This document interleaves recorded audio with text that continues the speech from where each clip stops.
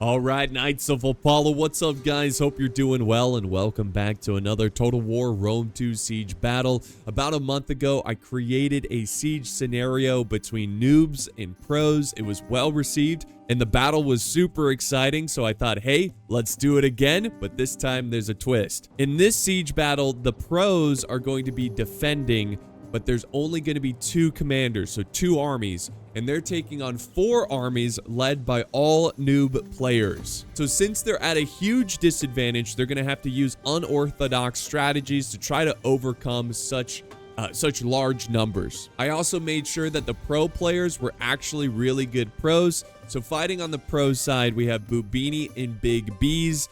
Both these players have played in countless Total War Rome 2 Siege battles, and they are indeed very good players. Bubinni also has a YouTube channel where he covers a lot of Rome 2 and really gets into the nitty-gritty of nuance and strategy and guides. If you're trying to get better at Rome 2, I highly recommend you check out his channel and give him a subscribe. So I let the pros select 2 factions and ban 1 faction that the noobs could not use. The 2 factions they selected, Bubinni is playing as Kush, and Big B's is playing as Swaby. The faction they banned, crazy enough, was Sparta.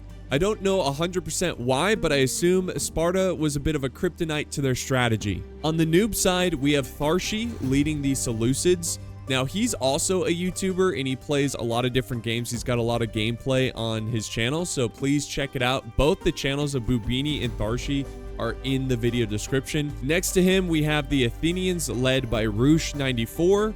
We have the Romans led by Apex. And then finally, we have Nabatea led by Angel After Life 42. The rules for this battle were a bit unique as well, and I'll quickly go over them. So the attackers could only attack one side of the settlement. They were not allowed any artillery, and they could only bring a max of 3 skirmishers. On the pro side, they were allowed 1 artillery each and a max of 5 skirmishers. So that gave them a little bit of a fighting chance because skirmishers are very, very dangerous in this game. Finally, we're doing something special for this video. So I had Bubinni and Thrashey record their live perspective of this battle. So I'm going to be splicing in live footage from the fight into this battle replay. I don't do this often, so it might be a little rough. I'm still kind of learning how to do this effectively. So let me know what you think, and I can definitely do it again in the future. So guys, sit back, get some snacks and drinks, and enjoy the epic struggle between 2 pro armies taking on 4 noob attacking forces. So guys, here we go. The battle has begun.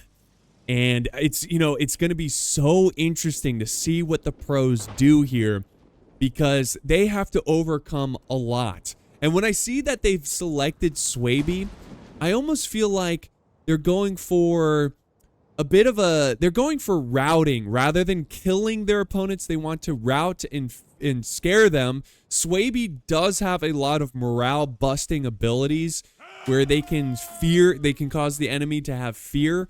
So maybe that's their idea. Again, that's just a layman's understanding of why he picked Swaby. I think they're also powerful swordsmen as well. I mean, they've got big shields. They do a lot of damage. So that could also be why. Maybe they're also affordable so he can have more troops. Because remember, they're greatly outnumbered. So maybe having numbers could be beneficial to try to keep up with the numbers of the noob side. And then, of course, let's look at the noob side. They're going Rome. Rome is terrifying, but Rome is also known as a noob faction because 1, they're easy to use, but oftentimes when I see noobs play as Rome, or when I see Rome in a replay, 80% of the time it's a noob playing them because they're so easy and they're pretty straightforward. But, a lot of the times the new players kind of make some mistakes with them. So, it'll be interesting to see what Rome does here if he gets too aggressive. Right away, he's moved up some Eagle cohort. Oh, no. Oh, that poor Eagle cohort. It just got obliterated. Yeah, right. Oh, no. No, Yeah. no. They're good. They just soaking up MR. Which is a very expensive unit. So, naturally, the pros are going to use their ballista to do some damage and start to tick away at their numbers. They're already down to 128 men. I'm just nuking a thorax.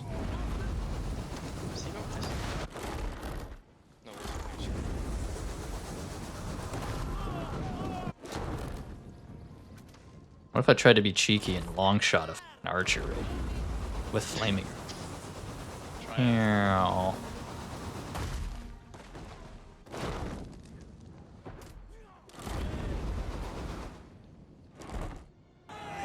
So the ballista's opening fire. Slingers from the Romans are letting loose, but there's also Swabian slingers as well up on the walls, firing back. This is really good. He's moving up a Balearic slinger, actually. You could shoot that. Yes, I can. Now remember, guys, I mentioned how slingers, skirmishers are very powerful in this game. So if you can eliminate a lot of these archers early, or even do something like this where the ammo is being soaked up and not really being super effective, this is huge for the pro players. And I like that he has his slingers up here. I think they're firing back at the Roman slingers. Yeah, see, these slingers are already down to 109, starting with 120. So they are chipping away at them. They're also shooting at this Praetorian unit, which is down 10 soldiers already. So you can see that they're using the artillery to just get some quick shots and do some easy damage.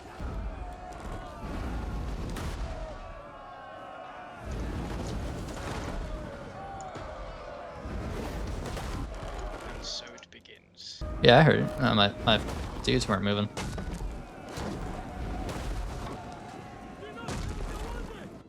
One of our units has used all its ammunition.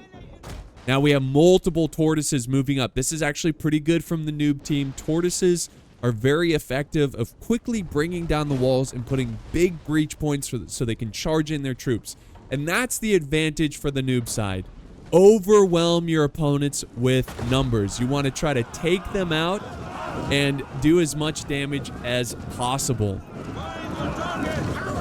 So there they go. Look at them. They're pushing up.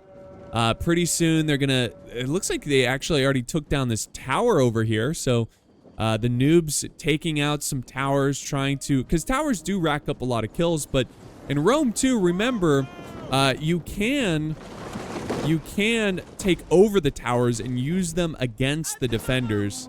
And there we go. This artillery is about to collapse here because the tortoise, they have 42, no, that's the slingers. The artillery has 203 kills already, which is crazy. And those are quality kills. And there it goes. Not much you can do about that, but I think he definitely got his money worth. Again, 200 quality kills. Now look at this, guys. We have a sally out by Kush. Oh, my poor Hillman got slaughtered. Rip. Yeah, Hillmen are not good in actual melee, Yeah, even though I just that's used made- it to push up the siege equipment. He's pushing out and using some Kushite slave infantry. Clearly, they're only there to slow down. They're not really there to win a fight. The slave infantry is decent for the price, but they're not exactly going to be winning a lot of melee battles, right? They're kind of just there to soak up ammo and to, again, slow down the enemies. There we go. Nice little jabby throw from Bubinni, and he's trying to stop the tortoise here from breaching more walls. At least he's trying to make it more difficult, and by slowing them down, it also allows the archers to get more shots. So he's got more slave infantry, probably using their jabbies. And there we go. There's some Nubian bowmen letting loose some shots to try to kill these hillmen. The tower is opening fire as well, and it is breaking the Seleucid forces. So that is exactly what he wanted. Now, I'm sorry, not Egypt. Athens has sent forward some thorax swordsmen to try to finish off the Kushite slaves. They're going to certainly do that. There's no way the slaves can win this, but I think they've done their job, and the defenders, the pros, are now trying to capitalize on it and do as much damage as possible. Same thing over here. Look at this.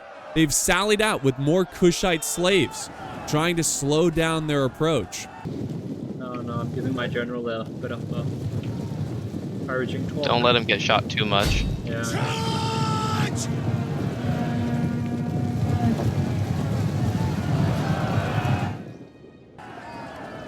Trying to slow him down. Now it seems that the hillmen have succeeded in just staying alive. We've got the general now closing in, trying to kill these Kushite slave infantry.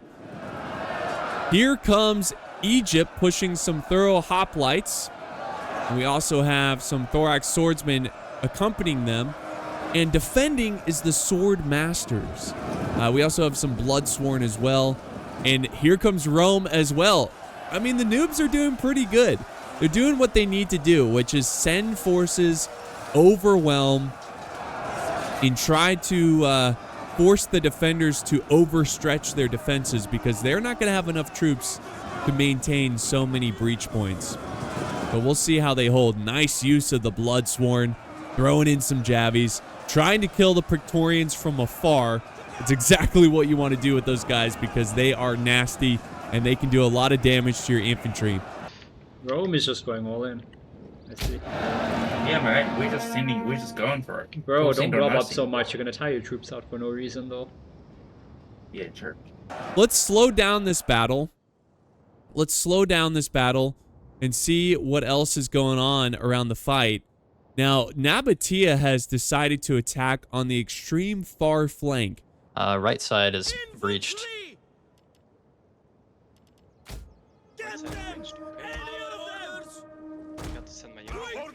It's okay. Now, this is pretty good for the defenders, and the reason for that is because this area right here is extremely easy to hold. So they're going to do a good job of holding back Nabatea for a long time. And it seems like Nabatea, they're taking a slow and steady approach here. So what I think the defenders are going to do is that they're going to try to hold Nabatea back for as long as possible. And then maybe if they can defeat Rome, if they can defeat the Seleucids in Athens, then they can all concentrate on Nabatea and hopefully finish them up and win the day. I think that's their mindset. I think that's what they're going to try to do. But so far, this is looking pretty good for the defenders. And now we've got Nabatean Axe Warriors charging the breach. But waiting for them is the Bloodsworn. Again, a solid unit that Swaby, that Big Bees, is relying on to, try to hold down these important battle lines. There we go. We got a little bit of a volley there. Obviously not as much damage as he wanted, but he's going to hold pretty well. Let's go back over to this side and see how they're dealing with the Romans. Bubinni, if you can get a disciple over here, you're gonna get like insane amounts of kills. Orders. I can't really cycle charge, so Yep, you might as I'm well coming. just, like... He's making his way. Making his way downtown, walking fast, faces past. Strangers passing him homebound. And it just seems like they've kind of got the Romans encircled. Not completely, but on, most of the sides here. Not, behind them, but on the left, right, center. So that's pretty good. We also have some kind of skirmish support coming in. We also kind of have the Athenians surrounded as well. Notice how they're kind of just blobbing up around them in a good way, not in a bad way. And that's definitely going to be able to attack their flanks and everything and chip away at their numbers. And there they go. Look at them, a hard-fought battle. Swaby battling it out. Back over on this side, here comes more Athenians now using the siege tower here. And the good news is that they actually have stopped these tortoises mostly. They did get a breach here, but they have it could have been a lot worse, right? If they had more breaches. Athens is going to be a little bit of a problem here. What is he sending up on this wall? He's sending some hoplites up, so they're going to be a little tanky. We'll see what the pros do with that. They've landed Thuriel's hoplites. Your archers, your archers. Can see that. There we go, more archers opening fire. We got the bow women. They're pretty good. They're actually pretty versatile. They can kind of, they're good like spears as well. They have spears equipped with them. But they got a great angle. Look at this angle, just kind of firing on the sword side of these Romans, these eagle cohort. And they are chipping away at the cohort. Thanks to the good positioning, using the disciples of Kush and the archers, it's just crushing these guys. So this is really good positioning for the pros. And then back over this way, we actually have some Romans helping out Nabatea. So Romans all over the place, just sending troops wherever they can. These are not very good Romans. They're not very good melee units, so they're not going to be a big problem. And now we've got the disciples. They're kind of getting hit by archers, which is a smart... I think they're pretty weak to archer fire, if I'm not mistaken. So that's a good decision by the noobs to kind of focus fire on that. So these things called disciples of Epidemic, you want to shoot them. Shoot them, shoot them, shoot them. Copy that. Because they will kill your entire army. Nothing in your army is better than them. Very light melee. What? But they're doing constant... Look at this constant charging. Just they charge, retreat, charge in another unit, retreat. You know, they're trying to get that charge bonus to inflict as many casualties as possible. Oh, yeah, look at it. Yeah! So cool. So, and they're starting to chip away at the swordsmen. Oh, man, this is going to be big. Let's slow it down again, guys. Let's slow it down. Now, here's the thing about these tortoises. I'm pretty sure they could get more units on the tortoise to finish the job. I could be mistaken. I know Rome 2 can be glitchy like that. But yeah, we'll see what happens. But the Seleucids, they are fully charging in now. They were kind of hesitant. You can see they still have a lot of reserves back here, but they are now fully, it seems, attacking with everyone else. I think they should have probably attacked a little bit sooner. Just, again, I think the noob strategy is to just overwhelm with your numbers. So seeing them come in now, which is good, it's definitely going to put a little bit of a strain on the defenders on the pro team. I'm gonna have to like do a lot of heavy micro on the left side. I've got a lot of Syrians moving up. Okay. You want me to help you out there? If you can, it'd be cool. But right now, most of their concentration is right here, and Swaby's doing a great job. Rome, crazy enough, is pretty much out of the game. I mean, not completely. They still have their general. They still have some slingers. They could still do some damage, but they have lost like 80% of their army, if not more. So that's a good start to this battle. And the balance of power obviously still way in favor of the attackers, but that's a huge step forward. Now, I do want to show you guys that Kush does have some chariots. Chariots are like a glass cannon. They can inflict an insane amount of damage, but if you're not careful and you put them in the wrong situation, they can be easily knocked out. So this unit is going to be huge, guys. It's going to be huge, and it's going to be fun to see when they actually activate this unit and see if they can pull off enough kills to make it worthwhile to bring them. Let's go back over to this fight with Nabatea. Nabatea charging in. Kush holding with slave infantry, actually causing, also with the disciples here, but with the archer support and, of course, Swaby, they are doing a lot of damage, and they are breaking a lot of Nabatean troops. Nabatea still has a huge force, but if they can continue to chip away and break more of their units, Rome over here, well, they got some Triari, which are okay. They're definitely better than the, how do you pronounce it? The Vigil, not the Vigils. Villages?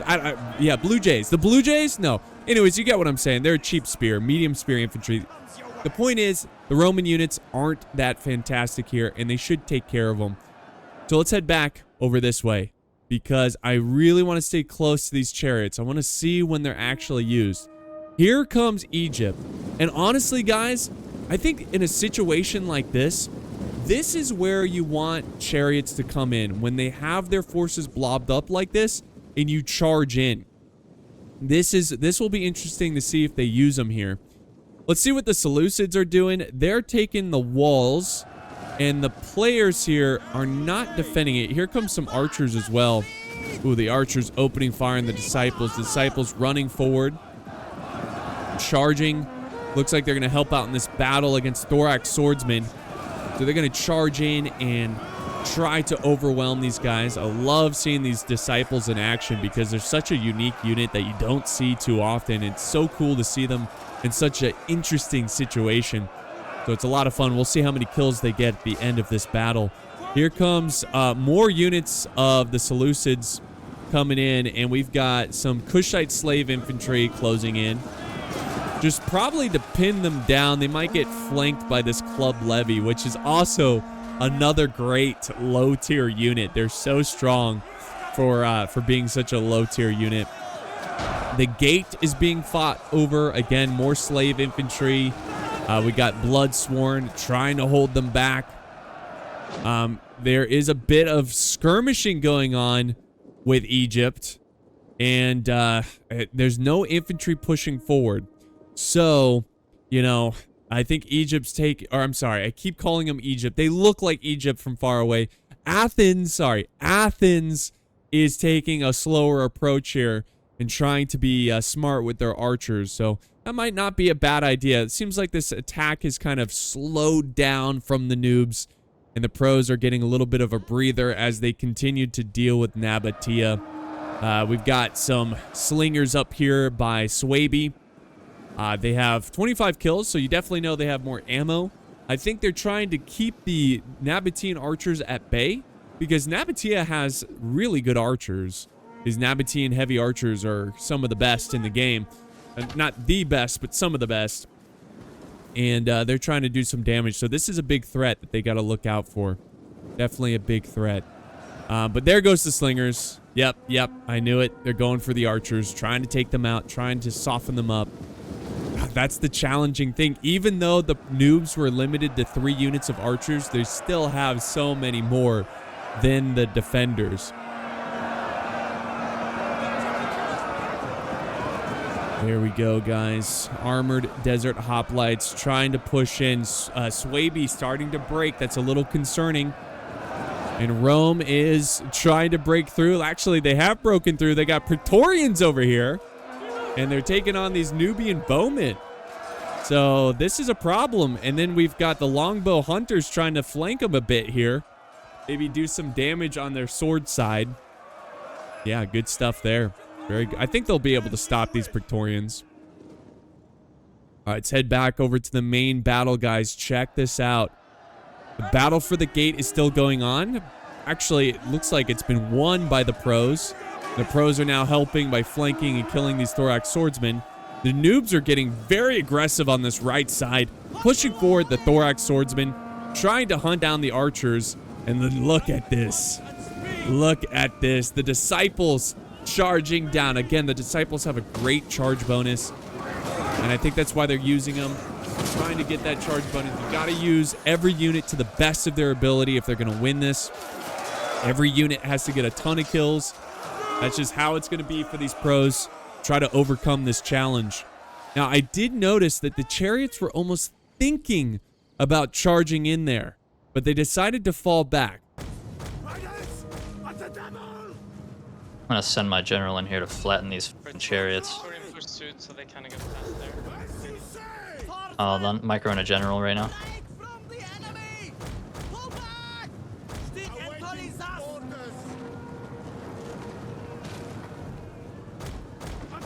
Our general is under attack. Stop moving forward.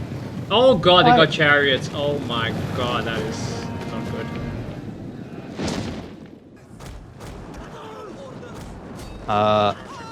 They just knocked a wall down? How? How did they just knock that wall down? Oh, they just glitched this wall. An entire unit has perished. What? Bro, what the f is that? So they're definitely kind of leaning on this side. I think the big threats here, of course, the Seleucids, and the Athenians. Athens is very big. Athens is still very strong here, so they still pose a very big threat. Nabatea is also very healthy as well, relatively speaking. But again, you just got to keep them at bay while, you know, you try to kill off the rest of the forces on the other side. Here comes a unit of Club Levy. Again, Club Levy is a great unit because they can throw projectiles, and there's a lot of them. There's 160, where most units have 120, and they're cheap, and they can fight decently well in close combat. I have made a video where I only brought Club Levy, and I easily won. It was a bit of a meme, but the Club Levy are OP. They need to be nerfed. They're OP.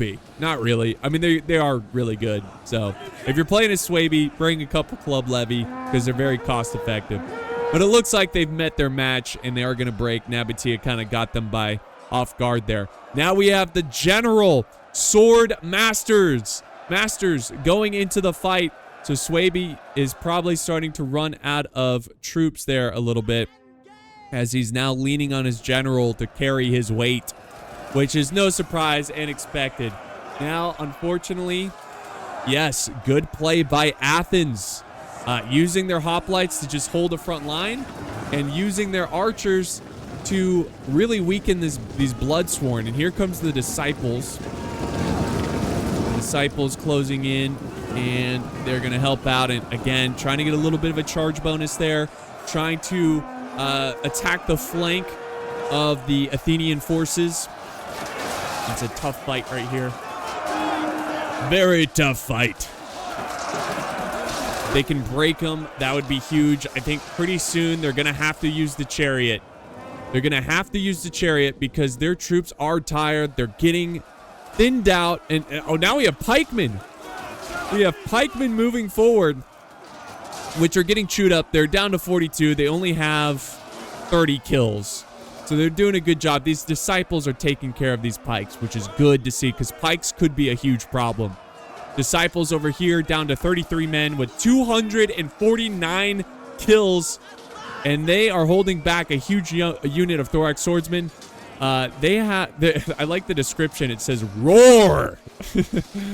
Roar for the Disciples. Oh, hold on. Hold the phone, guys. This might be the move of the match. We got the chariots. The Kushite chariots. The Scythe chariots moving out. I'm going to run my Disciple out. I'm taking the chariot out too. And let's see what they're going to go for. It does appear if they leave this breach, they're going to go for Athens. And notice they've got archers out of position. And they're going to have a little bit of a speed bump here because the tortoises are going to get in the way. We got Disciples kind of in the way as well. And look at, they're kind of getting stuck here, which is going to benefit the noobs because they're going to kind of see this coming. Look at this. They're getting stuck. I mean, the archers are so hard to deal with. I'm going to pull back on that side. Just pull back, try to buy An time. entire unit has perished. I got my general in.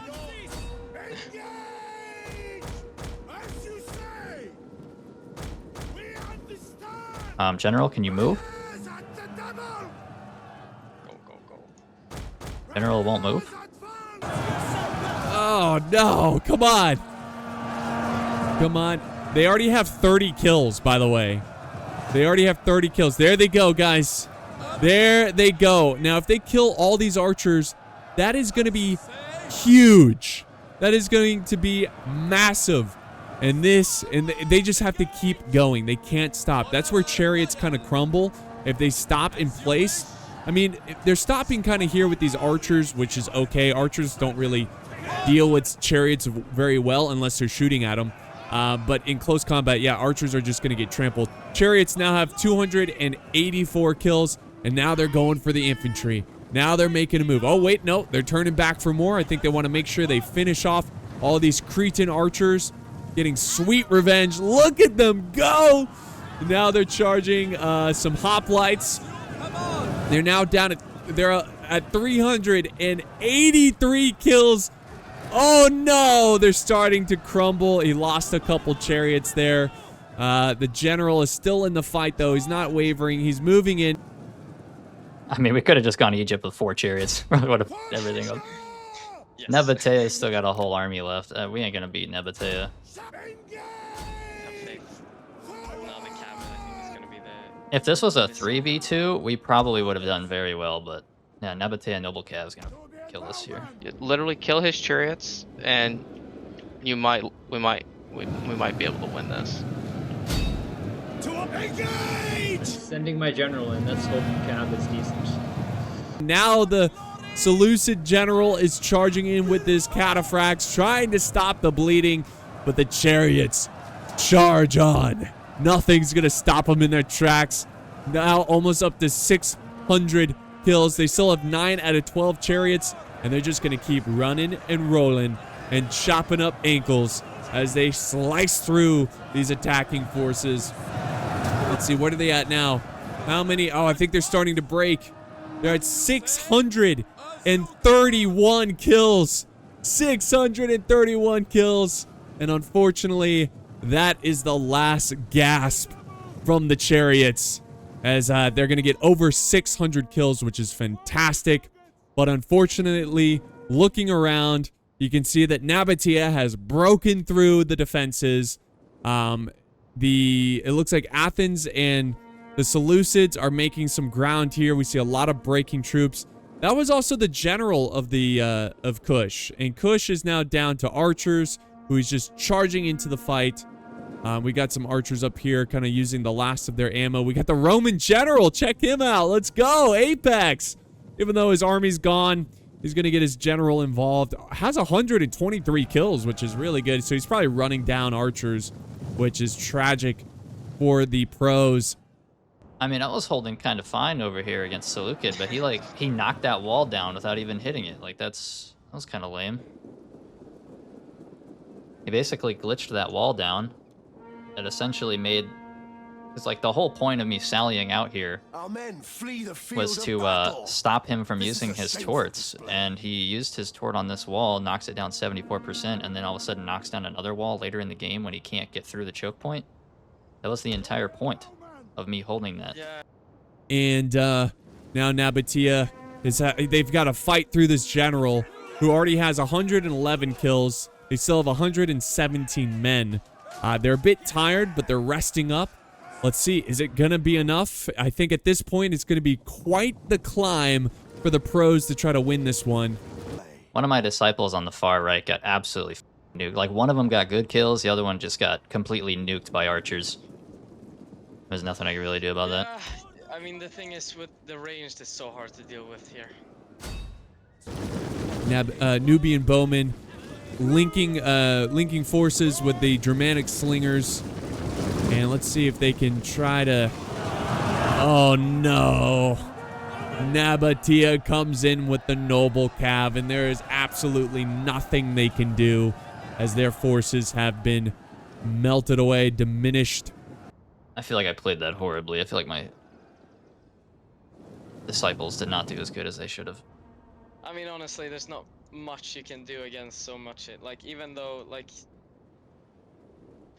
The left side was holding. I was holding the left, but the moment that second wall came down, that was over, dude. I couldn't hold two sides. From the main fight, and man, this was such an intense battle, and I think the pros did a great job here, guys. Honestly, they were pretty close. I know Nabatea still has a big chunk of forces, but I think they handled them pretty well. I mean, we held off pretty well. I mean, we killed somebody entirely. I lost a full swordmaster in the beginning of the game too. Yeah, we killed Rome. We killed off Rome. Seleucid's basically dead. Athens, I feel like we would have probably killed off Athens. It's just, this push by Nabatea down here was just, you can't, I mean, you had a whole army against like 5 units. Really not that much. I could easily see them breaking them. And then over here, Athens is really, I mean, the Seleucids are very low, very close to, like, losing his entire army. But Athens is relatively pretty healthy at this stage. There, I think we won this one. Just due to them being less players. Yeah, just least numbers, right? Sometimes Oh, I did good over here. I did pretty well Advance at speed. against like 3 Epidemax.